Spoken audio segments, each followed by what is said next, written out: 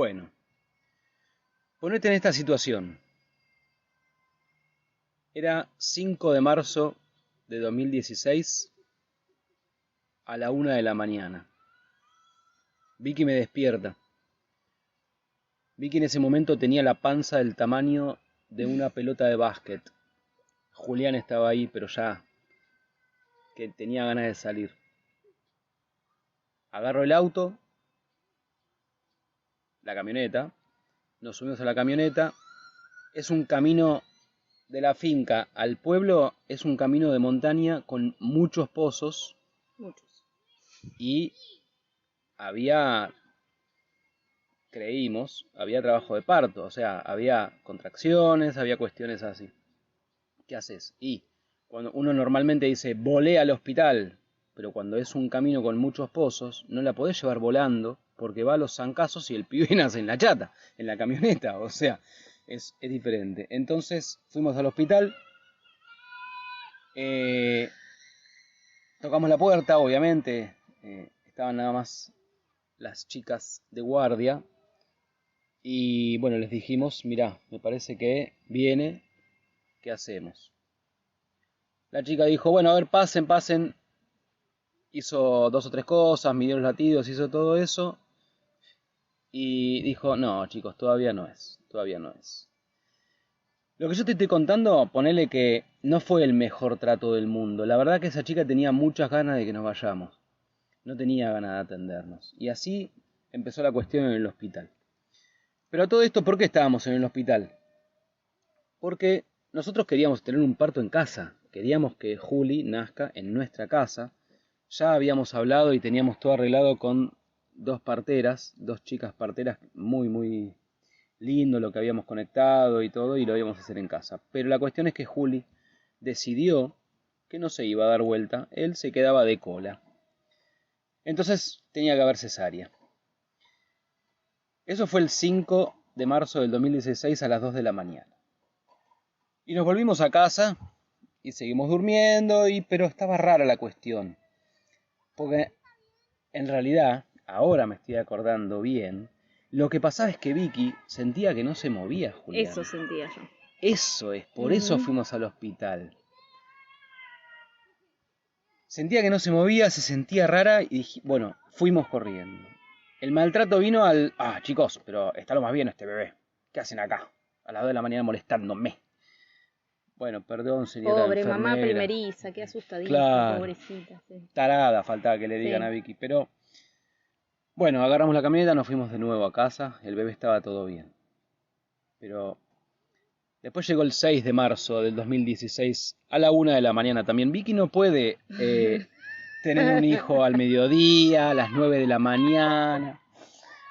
Lo de ella tiene que empezar siempre a esa hora. Bueno, seguimos porque esta es tu parte. Estaba... De repente empecé a sentir ahí dije, estos son contracciones. Todo el mundo me decía, cuando sean contracciones vos te vas a dar cuenta de te das cuenta. Empecé con contracciones, tipo de las 12 en realidad. Cuando me di cuenta de que ya se estaban poniendo como más seguiditas, ahí lo desperté a Marcos y le digo, mi amor, ya es hora de ir al hospital. Y imagínate, era el segundo día que le decía eso, en realidad. O sea, el día anterior fue por miedo, este día era por certeza de que ya se viene.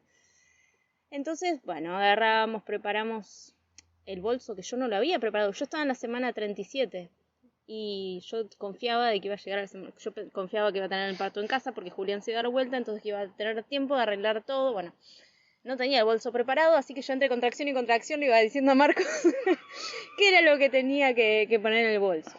Nos olvidamos la mitad de las cosas, por supuesto. Pero...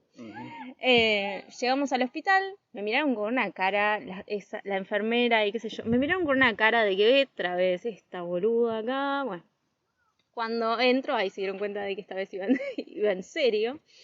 Y me empezaron a preparar para una cesárea. La cesárea era lo que a mí más me daba miedo de todo eso. O sea, de todas las opciones que podían haber en el parto, era la que más me daba miedo. Que me corten, después todo el posparto, todo eso me daba terror, me daba miedo. Yo no entendía a las mujeres que pedían cesárea, no sé, era como que no, esa es la peor opción. Bueno, de repente me estaban preparando para la cesárea.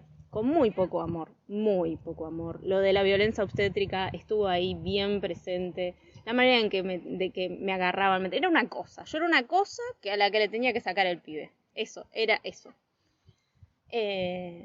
Y a todo esto Marcos lo mandaban a comprar cosas, porque nos faltaban cosas. Entonces a Marcos lo mandaron a la farmacia, todo esto a la 1 o 2 de la mañana, a la farmacia de turno, lo que había, lo que podía conseguir, todo eso.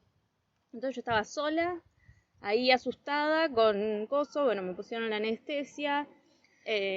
A todo esto, cuando íbamos camino al hospital, yo me acuerdo de que en ese momento llamé a una de las dos chicas en las que confiábamos, porque eran las parteras que sabían y todo, y que supuestamente nos iban a acompañar en todo el proceso. A ver, éramos padres, mamá y papá primerizos. Juli es el primer hijo que tenemos. No teníamos idea, como todo mamá y papá primerizo, por más que tengan toda la, qué sé yo, la intelectualización de lo que un hijo respecta, no teníamos idea de lo que venía. Entonces la llamé para su compañía, su palabra de no sé qué y que venga al hospital, porque ellas acompañan también en el hospital. Y la respuesta fue, con una voz de dormida que me la acuerdo hasta hoy, la respuesta fue: ah, qué bueno chicos, bueno, avísenme cuando ya esté, a ver cómo les fue. En ese momento me sentí muy solo, muy solo. Y ahí es como empezó el peor momento, digamos, de lo maravilloso que venía. Y entonces cuando, bueno, eso, estaba cosa, ya me dieron la anestesia, me prepararon, bueno, acostate, bla, bla, bla, qué sé yo. Hacen todo el proceso, la cesárea, me ataron los brazos, así un frío tremendo. Mirando para arriba, justo arriba, la lámpara de arriba no tuvieron mejor idea. Los diseñadores del hospital, gracias. La lámpara de arriba era como con metal, entonces, y era cóncavo, entonces yo me veía toda abierta. O sea, esa telita que te ponen para el otro lado, bueno, yo me veía toda abierta. Me agarró como una cosa, pero no me puedo ir ahora, decía yo, no me puedo desmayar ahora porque... Entonces, lo sacaron a Juli, no me lo mostraron, se lo llevaron al toque, así, rapidísimo. Yo estaba rogando, fueron los minutos más largos de mi vida, eso de hasta que me cosieron y que lo pude agarrar, porque para mí, yo tenía toda una expectativa del parto. Quizás ahí estuve mal, ahora, ahora que después de haber vivido más cosas respecto de las expectativas y eso, yo tenía muchas expectativas respecto del parto, había leído un montón de cosas de parto respetado, de lo importante que es la primera hora entre la mamá y el bebé, de lo importante que es que tome la teta desde el momento uno, de todo eso. Bueno, ninguna de mis expectativas se cumplió. Yo ahí no entendía nada. Para mí, mi cerebro estaba en otro lado. Yo no podía pensar, no tenía razonamiento así lógico. Sino que, no sé, estaba ahí, me llevaban, me traían, qué sé yo. Entonces, bueno, lo que agarraron, me dieron, o sea, trajeron al bebé, se lo dieron a mi mamá. Ahora todo esto. Yo, o sea, yendo para ahí, le avisamos a mi mamá, che, mirá, ya estoy en trabajo de parto, bueno, ya viene Juli. Mi mamá se vino, ella vive en un pueblo cercano donde yo vivía, se vino desde ese lugar a la hora esa, a la madrugada, estaba ahí, dije qué buena onda, está acá y qué sé yo, pero la cuestión con mi mamá es que ella tomó el puesto como para cuidarme ella, entonces lo mandó a Marcos a comprarle un cafecito y ella lo agarró a Juli, y yo estaba ahí cortada, cagada de miedo, confundida, completamente confundida, no entendía nada, yo no entendía nada, mi mamá con el bebé, y todo el mundo me decía que no hable porque me iba a llenar de gases. Y yo lo que quería era que estuvieran Marcos y tener a UPA a mi bebé. Y mi automático hacía que yo no dijera nada, o sea, ni usar unas palabras para que no me importaran los gases. Yo me quedé callado un rato, hasta que mi mamá, bueno, me dio el bebé, lo tuve ahí decidí que no lo iba a soltar más, que iba a ser mi bebé. Y bueno, y ahí empezó toda una gran aventura, porque bueno, ahora todo eso era el parto, y de repente dije, con razón, las parteras me hablaban todo el tiempo del puerperio. Ah, claro, acá empieza todo un mundo nuevo. Yo me acuerdo que cuando, en el tiempo que estábamos en el hospital, a las 4:17 de la mañana escuché el llanto de mi primer hijo. amor. Y de ahí se lo llevaron a un cuartito muy chiquitito, bueno, todo calentito, no sé qué nombre tendrá eso en el hospital. Y yo llegué porque con Vicky ya habíamos decidido que a nuestros hijos, a nuestro hijo en ese momento, no lo íbamos a vacunar, que nosotros lo tratamos con homeopatía desde, bueno, desde el trabajo interior, como hacemos todas nuestras vidas. Y por eso el otro día te hablamos de la salud que logramos gracias a trabajarlo de esa manera. Entonces, la vacuna no era opción para nosotros. Cuando entré al cuartito, le estaban sacando la aguja de darle su primera vacuna. Me reenojé con la enfermera y le dije que nosotros no le dábamos vacunas. Y bueno, me hizo firmar una autorización, una cuestión de responsabilidad y bueno, una cuestión. Pero cuento esto porque en ese momento, de repente, cuando yo pensé, antes de que nazca Juli, de que yo ya había superado prácticamente todos mis miedos, de que ya era mucho más seguro que antes, de que un montón de cuestiones, de repente surgió todo junto, otra vez, pero peor que antes, porque ya no se trataba de mí, se trataba de ese quien es 150% responsable de mí, pero es otra personita. Y lo de las vacunas era un replanteo constante, ¿estaré haciendo bien, no estaré haciendo bien? ¿Qué pasa así, qué pasa así? Las opiniones familiares y todo eso que surge para simplemente desafiarte a ver si vos estás en la certeza o no de lo que estás haciendo. Y todo eso existió y todo eso es lo que en ese mismo momento que quería emerger, nosotros sabíamos, yo sabía que tenía que dejar morir para que nazca y perdure el Marcos que yo quiero ser y no el que automáticamente quería emerger. ¿Sí? Bueno, y ahí Vicky te va a seguir contando también de no solo violencia en lo que ella te contó, sino también, qué sé yo, eso que dice que yo en ese momento de que de repente el Marcos inseguro quiere asomar de vuelta, tenía a una enfermera que había pinchado a mi hijo y que sin mi autorización. Por lo tanto, me tomó de nene, porque el hombre es el que decide, el nene no decide, alguien tiene que decidir por él. De repente llegaba al cuarto donde estaba Vicky con Juli y encuentro a que mi suegra, que con todo el amor fue a ayudarnos, pero tenía el bebé a UPA y me entró a dar órdenes, que comprame esto, que comprame el otro, que trae esto, trae el otro, y yo pensé, pero ¿por qué yo tengo que hacer todo eso si yo soy el que quiere estar acá cuidando a Vicky con mi hijo? Pero ¿sabes qué hice? Como un nene, me callé la boca y fui a hacer lo que me estaban pidiendo. Y había que comprar esto y el otro y traer las cosas. Te cuento esto para que veas que no es que entras en el camino y entonces ya está. Es todo el tiempo. Todo el tiempo. Y a veces te va a volver a ganar el Sí. automático. ¿Y qué? ¿Y qué? No pasa nada mientras vos después reviertas lo que tenés que revertir, pero tenés que hacerlo. Y en ese momento, en esa situación, el automático me ganó.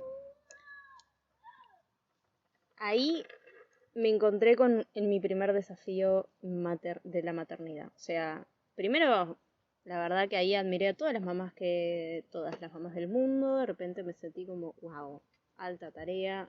Con una cesárea, parándome a cambiar el pañal y todas esas cosas y qué sé yo. Me sentí mucho más poderosa de lo que pensaba. Pero adentro mío había como una especie de insatisfacción y yo lo tenía a Julia Upa y lo veía todo adorable, todo hermoso, pero yo había leído un montón de relatos de parto y después del relato del parto siempre después venía un amor tremendo y una unión con el bebé que era inexplicable y todas trataban de ponerlo en palabras y no podían. Y a mí no me pasaba eso. Y apareció la culpa. Y encima me costaba un montón darle la teta. Para mí darle el pecho iba a ser como, es obvio, lo pones ahí y toma. Pero a todo esto, o sea, ya habían pasado 3 horas desde que nació cuando ya lo tuve a UPA. 3 horas. Le quise dar la teta y no tomaba bien. Y venían las enfermeras a verme y venían a apurarme de que si no toma ahora le voy a dar la leche de la mamadera. Entonces en un momento no tomó, agarraron, le dieron la fórmula. Todo era mi peor pesadilla de todo todo lo que yo no quería un parto, bueno, todo estaba pasando. Todo eso, todo. Lo único que había un bebé adorable ahí que yo sabía que era responsable y requería cosas, era muy lindo, muy hermoso, pero tampoco me surgía esa sensación de amor incondicional que hablaban todas las mamás después. Entonces fueron muchas cosas en mi cabeza y aparte de estar completamente eso, tenía una confusión, una nebulosa impresionante. Bueno, eso fue el primer día ahí. Estuve haciendo el reposo y qué sé yo, tuve alguna visita. La segunda noche mi hermana viajó de Buenos Aires a verme, me cuidó ella. A la mañana siguiente, o sea, yo ya, imagínate, bebé chiquito, me costaba darle la teta, no podía dormir, todo eso, con toda la confusión, el miedo, todo eso, toda esa emocionalidad casi en crisis, y de repente a la mañana temprano en el hospital, una moladora, al lado de mi cuarto. Imagínate. Y martillo así y cortafierro cuando era chain, sacando no sé qué, rompiendo pared. Bueno, no.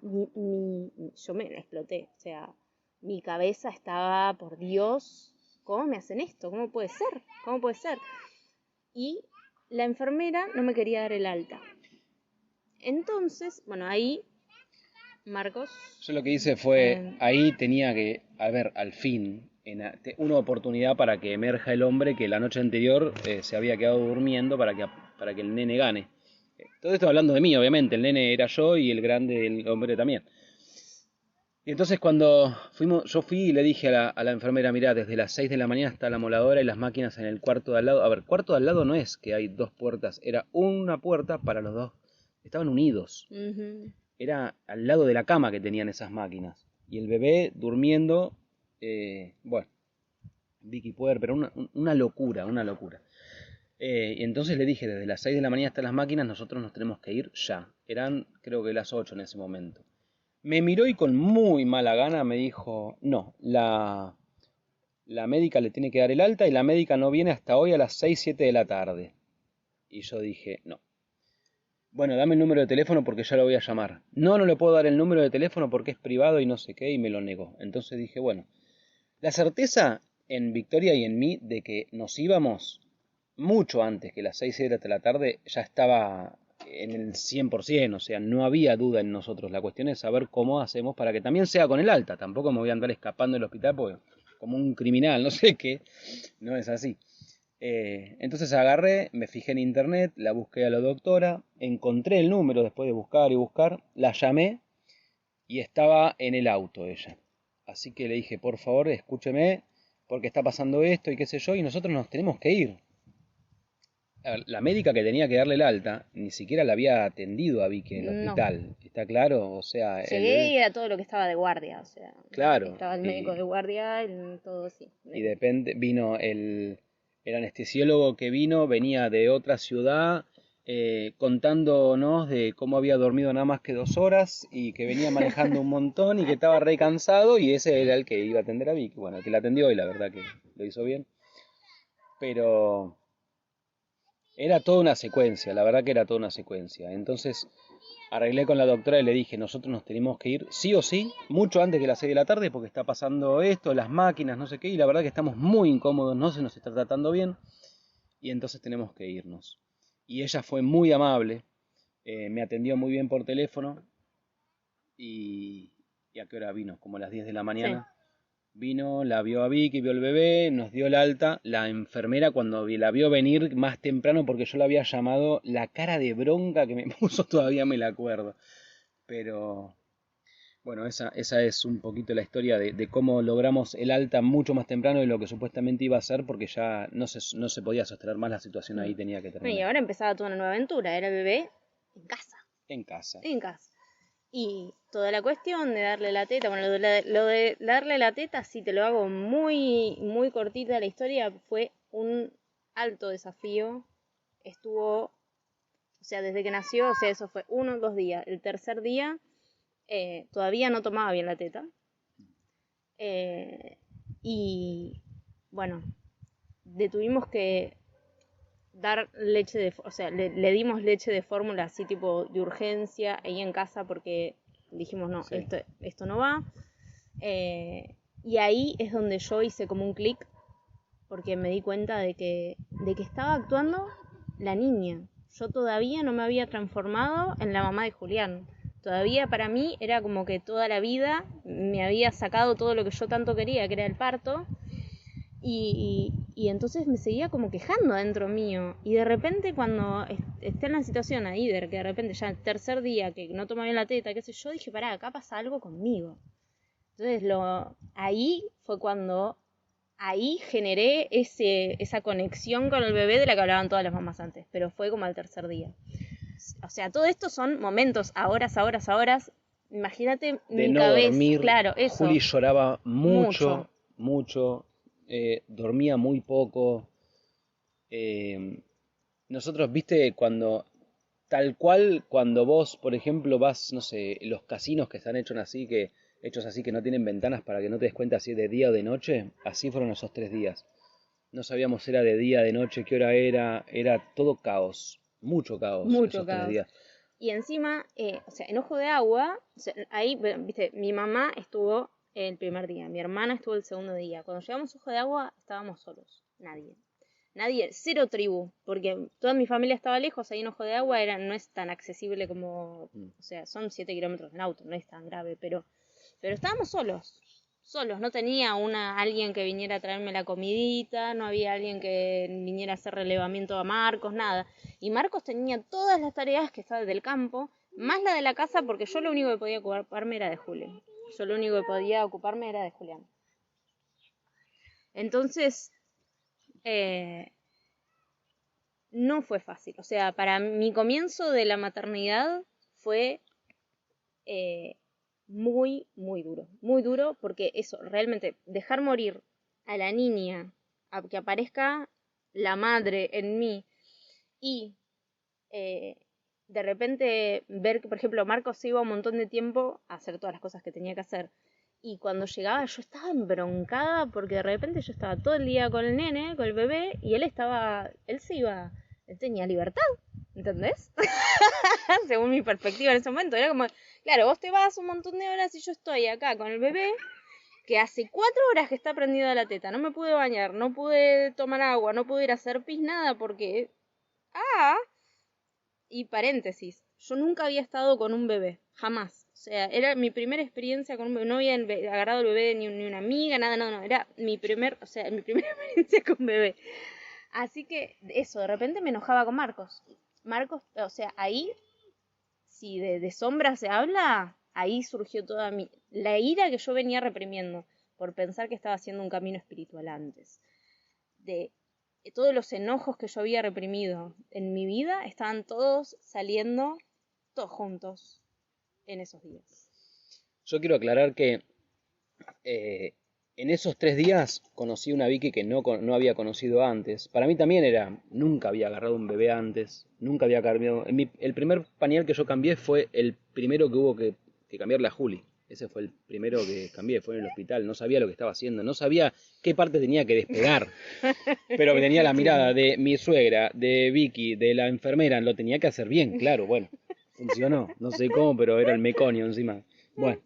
Pero la cuestión es esos 3 días de que Vicky te habla de que fue pura crisis, en donde mucho de su sombra salió a relucir. Obviamente, cuando es así, el automático lo tira con el primero que pasa por adelante. Yo sabía que no era contra mí, era una cuestión muy interna de ella.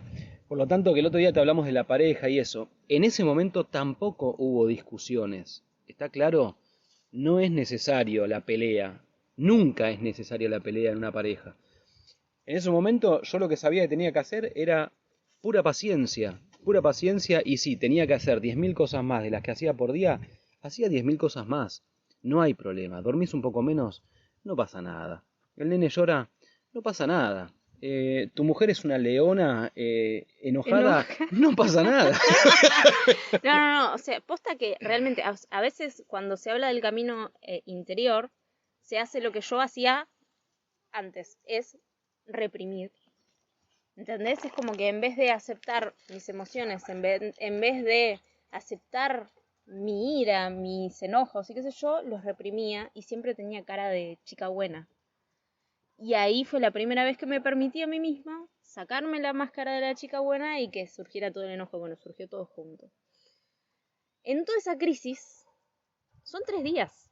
O sea, después también hubo aprendizajes, obviamente, pero esos 3 días fueron, wow, parecieron no sé, pareció un mes entero. O sea, esos 3 días tuvieron la intensidad de un mes entero. Los miedos, todo eso. En esos días yo tenía muchas dudas, muchas, o sea, no sabía qué estaba haciendo, o sea, no sabía lo que estaba haciendo, no entendía por qué Julián lloraba todo el tiempo, no entendía por qué no podía tomar bien la teta, no entendía por qué yo estaba tan enojada, no entendía por qué me daba tanta bronca que Marco se fuera, no entendía nada. Entonces, ¿qué hago yo cuando no entiendo nada en la vida? ¿Qué hago? Oh, libro, ¿qué va a hacer? Agarro un libro que me explique lo que me está pasando. Bueno, en ese momento me acordé que tenía en mi teléfono, me parece, una copia del libro de La maternidad y el encuentro con la propia sombra de Laura Gutman. Me acuerdo, ¿viste esos PDFs que son como que le sacaron una foto al libro que tiene 2 páginas? O sea, la letra era mínima, pero no me importaba. Yo le agrandaba así, mientras Julián dormía, leía. Muy aconsejable ese Sí, libro. muy. Y a mí me salvó, o sea, me salvó la maternidad, me hizo vivirla con conciencia, con amor, comprenderme, tenerle paciencia a Marcos también, que de repente ahí me di cuenta, claro, él también está pasando por esta crisis, no soy yo sola. Bueno, ahí fue como que le pude poner palabras a un montón de cosas que me pasaban adentro. La verdad que me salvó la maternidad. Y bueno, ahí cuando le pude poner palabras, claro, esto es sombra. Entonces ahí cuando acepté mi sombra, integré mi sombra y estaba ya mucho mejor, en la mañana siguiente fuimos al homeópata al que íbamos para hacerle el primer control a Juli que le tocaba y bueno, lo hablamos, el homeópata todo lo que le contamos, imagínate, no puede tomar la teta, ay, te vieron unos globulitos para que tome la mamá, no sé, porque bueno, después de ahí todo se fue acomodando, o sea, después era la vida con un bebé recién nacido. Y te repito, que no es que... La verdad es que éramos los dos solos. No había alguien que releve un rato a la mamá del bebé más que yo cuando venía cansadísimo de trabajar, con toda la paciencia y el amor, obviamente, pero no había alguien para ayudarnos. Valorá mucho cuando tenés la tía, la madre, la abuela, ¿entendés? Valoralo, porque realmente nosotros no teníamos a alguien cerca y que nos venga a ayudar ni nada. Así lo hicimos y así nos hicimos mucho más fuertes. Creo que lo positivo fue que nadie nos rompió las pelotas. Eso también. Y como no teníamos señal de celular, nadie nos iba a llamar por teléfono para... eso realmente sí estuvo bueno. Sí. Pero creo que es para anotar también. O sea, se puede. No importa en qué tipo de crisis te encuentres, está hecha a medida, podés aprender y superar. Y yo la verdad que después de, viste, cuando ya una vez que atravesás la crisis ya mirás para atrás y decís, claro, yo tenía que atravesar eso. O sea, el parto en casa, no digo que no hubiese podido, pero o sea, hacer que aparezca la niña en el parto en casa hubiese sido problemático. No. Entonces, la verdad que Juli, yo siempre le agradezco un montón a Julián porque para mí fue un antes y un después. Hay una Vicky que nació ahí, una Victoria que nació mucho más fuerte, mucho más poderosa, mucho más de algún modo realista, no sé, como que antes tenía muchas ilusiones, pero de niña.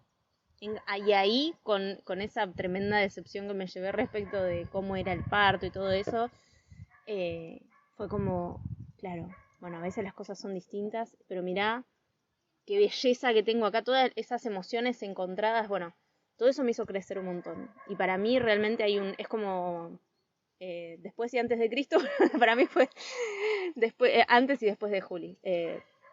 Sí, tengamos en cuenta de que cuando nace, sobre todo un primer hijo, nace el bebé nace una mamá que antes no era, nace un papá que antes no era, muchas veces también nace una abuela que hasta ese momento no había sido. Hay un montón de nacimientos y el bebé nace porque lo hacen nacer, no le queda otra, sino se muere dentro de la panza. Todo el resto, de repente no puede quedar en un título nada más. No. Si yo de repente, no de repente, bueno, cuando vi que está embarazada yo ya era papá, obviamente, pero cuando nace y lo agarrás, ahí cambia todo. De repente, bueno, está ahí y ahora también tengo que interceder yo, soy el papá y hay un montón de cuestiones que atravesar, sobre todo cuando vos querés tomar decisiones distintas a las convencionales, sobre todo. Sí, bueno, después en la crianza, ahí creo que ahí agradezco haber tenido así esa libertad de estar solos y que nadie venga a romper las bolas, porque, o sea, hicimos crianza, qué sé yo, Julián vivía en el Fular, o sea, yo lo tuve a UPA todo lo que tenía que era UPA. Dormía en nuestra Dormía cama con hasta cuando se nosotros, nos cantó. o sea, todo eso que son por ahí, no sé, hay tendencias ahora más, que son más de ahora, la crianza con apego, todas esas cosas, el porteo y todas esas cosas, la teta cuando quisiera, teta así a libre demanda, digamos, que tomara cuando quería. Todo eso, o sea, ante la mirada de los demás, hay algunos que como, no, pero otra vez le vas a dar la teta, pero ¿qué te pasa? Y estando ahí tuve esa como libertad de hacerlo sin que alguien me dijera algo. Y como te dijimos el otro día, no conoce un médico, ¿ok? Porque nunca fue necesario. Fue esa sola vez y que después, ¿para qué lo llevamos? No, esa vez y después una vez más y ya. Y la primera vez que fue en realidad fue por control para ver que estuviera todo bien. Pero era homeópata también. Sí, un amor. Y la cuestión es, de vuelta, repito y que quede claro, no es en contra de los médicos. No. Gracias médicos por todo el trabajo que hacen. Sí. Esto es a favor de la salud, que es otra cosa. Y algo que está buenísimo de tener en cuenta ahí cuando, no sé, ponele que ya sos mamá, papá, bueno, ya eso lo sabes. Pero si te estás embarcando en algo así, si ya estás, o por ahí estás embarazada, cuando antes, o sea, cuando nace un bebé, de repente, ¿sabes? Es mamá, papá y el bebé. Pero antes eran una pareja. Y entonces eso también para nosotros fue un aprendizaje, porque entre nosotros mismos nos tapábamos las faltas emocionales. ¿Entendés? Yo lo cuidaba a Marcos de tal manera, digamos, que le suplía sus vacíos emocionales. Y él esto también. Completamente automático, inconsciente. Pero se destapó cuando nació Juli, de repente yo estaba cuidando a Juli. ¿Y quién cuidaba a Marcos? ¿Entendés? Y Marcos se sintió re solo. De repente yo no estaba más para él. Pero él tampoco estaba para mí porque él se iba a trabajar todo el día. Entonces de repente fue como, claro, mira todo lo que yo me agarraba de él sin saberlo, sin coso. Lo usaba como un bastón emocional. Y él me usaba a mí de bastón emocional. Entonces, liberarnos de los bastones y decir, son dos individuos que estamos caminando juntos, también hizo que nuestra relación, madure un montón. Mucho, sí. Un montón. Mucho. Muy hermoso, muy hermoso. Muy hermoso porque logramos la libertad de después de la zona de incomodidad. Sí, exacto. Fue fuerte y completamente transformador. Completamente. Muy transformador. Y si miro eso, ahora miro para atrás y es como, bueno, lo agradezco. Le doy las gracias. Y la verdad que tuve un proceso de tener que perdonar a esa niña que se entremetió en el camino de mi parto soñado, ¿entendés? Yo tuve que perdonarla, tuve que hacer el proceso de perdonarla porque al principio estaba re enojada de que no lo logré, de que no pude, de que salió todo diferente. Me enojé un montón y me tuve que perdonar a mí misma y aceptarlo, y todo esto que te digo ahora de agradecimiento fue un proceso, fue algo que sucedió con el tiempo de decir, mira qué bueno en realidad, gracias. Yo al principio me re enojé con todas las mamás, quiero que lo sepan. Yo dije, a mí, los primeros 3 días eso, a mí me cagaron. Todo el mundo me decía de, mirá, y qué sé yo, el bebé, ya después vas a ver que... Y de repente para mí era todo difícil, que no tenía, ¿entendés? Al principio me re enojé, le poner afuera, ahí, todas, me recagaron. ¿Por qué nunca me hablaron de esto? Y en realidad, bueno, entiendo que todas las atraviesan distinto, el parto de Tayel fue completamente diferente, las emociones que tuve después fueron totalmente diferentes, pero también entiendo el poder transformador de la crisis. Ahí era completamente necesaria, yo tenía que atravesar por eso para crecer y darme cuenta de un montón de cosas. Agradecé cada crisis en tu vida porque no hay otra mejor oportunidad de crecer y de ser mejor que antes. La crisis es la oportunidad, hay que atravesarla. Y yo quería hacer un comentario, qué loco cómo eh, el automático, cuando accionás desde el inconsciente, el ego es tan... A ver, si vos le tratás de buscar a veces una lógica, no se la podés No, encontrar. Es completamente infantil, absurdo, pero cuando Vicky antes te decía eh, esto de, a ver, yo quiero el parto en casa, sí o sí, lo voy a lograr, y que esto que el otro, y la frustración ante que venía la cesárea, de repente se tenía que recordar a ella misma de que en realidad lo principal era que el era bebé Juli, fuera claro, sano, sí. de que el bebé nazca y esté bien, eso era lo principal, pero en la estupidez del psiquismo, de querer lograr la expectativa Ujú. ideal que se pone ahí uno a veces, te hace olvidar o te tenés que recordar a vos mismo de cuál es la prioridad, de por qué lo estás Sí, haciendo, de qué es lo que realmente es importante, porque si no, te vas en la pavada. Y sí. esto automáticamente es muy fácil que suceda si no estás ahí presente Sí, para... pensarlo con cualquier tipo de expectativa. En este caso era un parto, pero puede ser de algo que vos querías lograr otra cosa, un viaje, un trabajo, una cantidad de dinero, lo que sea que querías hacer y no se cumplió. Y uff, o lo que pones en una persona, las expectativas de persona. Yo pensé que tal persona me iba a dar tal cosa y no.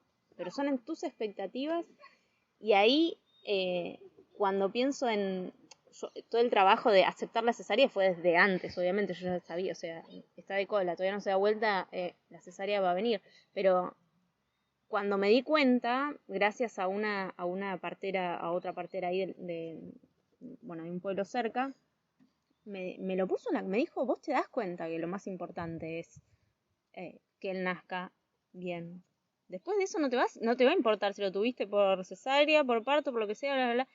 Y cuando me lo puso así y me puse a llorar, yo estaba tan atada a esa expectativa que no podía ver otra manera, ¿entendés? Yo estaba emperrada con algo. Y, y después también ahí me di cuenta de que el parto es solo un momento, es un momento. Y después donde se juega todo es ahí, en la crianza, el parto es re importante, sí, los primeros momentos son importantes, pero no tiene que ver con cómo nace, sino de cómo estás vos como mamá, o vos como papá. Eh, y bueno, no, y re loco, porque lo que más me dijo que había algo en mí que trabajar, sí, algo interno que trabajar en mí, que eso me lo estaba mostrando, que era un espejo total de algo que tenía que trabajar en mí, es que yo cuando nací de cola y pesé lo mismo, Julián pesó exactamente lo mismo que yo. Entonces dije, para esta repetición, cuando hay repeticiones en tu vida, vos fíjate porque seguro es así Eso te tiene que sonar de una que alarma. tenés que, sí, de que hay que mirar para adentro y decir, bueno, a ver, qué tengo que trabajar en mí, qué tengo que dejar morir y qué tengo que dejar nacer. Y en esta historia te estamos contando de la primera vez, creo que fue tan fuerte, en la que tanto Victoria como yo dejamos morir los niños en nosotros como para que haya lugar y nazca el hombre y nazca la mujer, porque es necesario. Que después el hombre obviamente sigue desarrollándose y la mujer también, sí, pero en algún momento tienen que nacer y si no estás ahí, solo no va a suceder. Bueno, ahí la verdad que me encantaría de que si tenés alguna historia así, que nos compartas también tus historias en Instagram, en los comentarios, que nos mandes un mensaje, a ver si capaz que, qué sé yo, también sos mamá y te sentís reflejada, o papá, o conoces a alguien. Bueno, eso, contanos tus experiencias. Queremos que esto también sea de ida y vuelta. Nos encanta escuchar sus preguntas, sus dudas, sus comentarios, responderles. es lo que nos apasiona. Nos apasiona compartir todo esto y nos encanta que haya el feedback y de vuelta. Gracias. Nos vemos en la próxima historia.